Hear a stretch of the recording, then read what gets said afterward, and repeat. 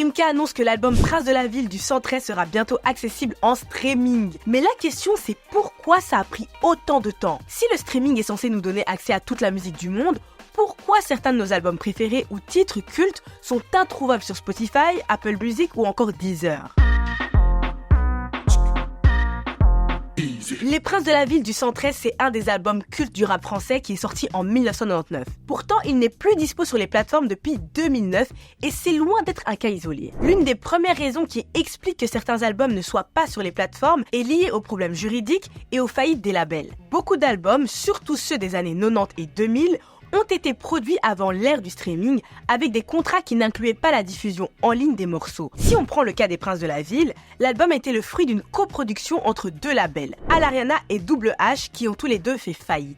D'après Karim Thiam, ancien directeur marketing du label Small, lorsque la licence de l'album a expiré en 2009, personne n'était légalement en mesure de l'exploiter. Même si la jurisprudence permet de rendre les masters, donc les droits aux artistes, il y a des formalités complexes à régler, notamment avec les autres intervenants, comme les auteurs-compositeurs, les producteurs, les distributeurs, les artistes invités, etc.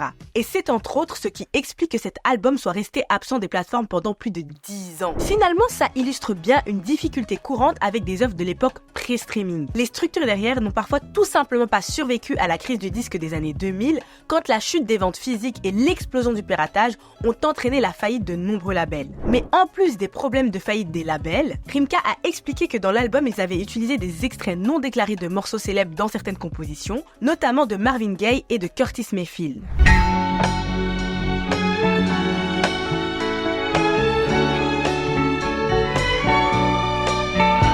L'élégance dans mes écrits, normal pour un mec de Vitry.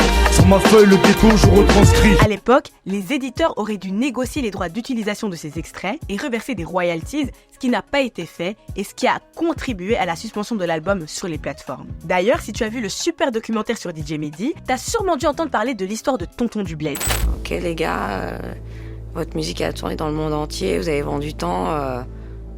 maintenant, il va falloir nous payer quoi. En gros, le sample utilisé dans le morceau vient d'un artiste algérien qui a attaqué le groupe pour plagiat quelques années après la sortie du titre de 113. Et on sait très bien que dans l'industrie du rap, l'utilisation de samples c'est courant. Un exemple concret, c'est De La Soul qui a longtemps été absent des plateformes tout simplement parce que leur ancien label n'avait pas recensé tous les ayants droit des samples utilisés dans leurs albums. Et ce n'est qu'en 2023 que leurs 6 premiers albums sont enfin devenus accessibles. Mais dans certains cas, ils te font bien payer en te demandant de grosses indemnités. J'ai samplé un truc pour L'Homme Pâle qui est sorti, je crois, en 2017. Et là, il n'y a pas longtemps, ils m'ont retrouvé. Ben voilà, je paye ce que je dois, c'est la vie, c'est comme ça. Ah ouais. Et parfois, c'est même carrément toute une prod qui est réutilisée par un autre artiste. Par exemple, Bruxelles arrive de Romeo Elvis et Caballero. Malgré son succès, pas moyen de le retrouver en streaming parce que la prod réutilise un morceau de G-Eazy dont les droits ne sont pas détenus par Romeo Elvis.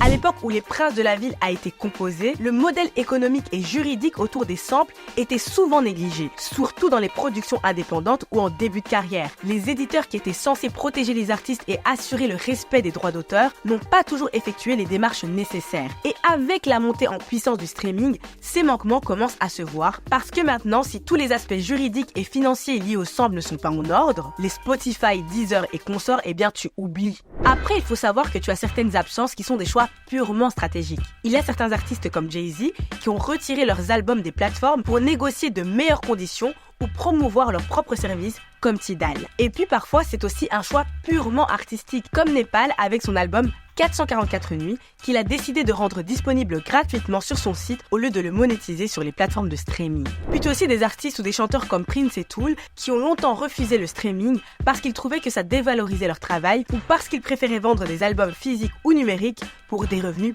plus conséquents. Mais pour les Princes de la Ville, il semblerait que l'on voit le bout du tunnel. Rimka a expliqué avoir acheté les bandes d'enregistrement originales de l'album et que ses avocats sont en train de régler les questions de droit. Il espère donc que l'album pourra sortir d'ici la fin de l'année. Chose que l'on espère aussi en tout cas, parce qu'il faut absolument le faire connaître à la new generation. C'est la base. Je voulais rentrer à la cité, mon père m'a dit, là. Dans ce cas-là, je ramène tous mes amis. Là. Bon, sur ce, la famille, vous prenez soin de vous et commentez-moi tous les albums que vous aimeriez trouver en streaming, mais qui ne sont pas sur les plateformes. Alors, dans une semaine, j'entre à Vitry. Là. J'irai finir mes jours là-bas. Waouh.